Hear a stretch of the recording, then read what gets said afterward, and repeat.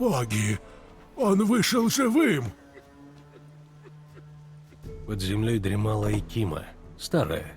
Думаю, спала там много сотен лет.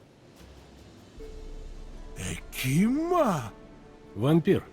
Он вас больше не побеспокоит. А вы отрезали ему башку и пробили сердце?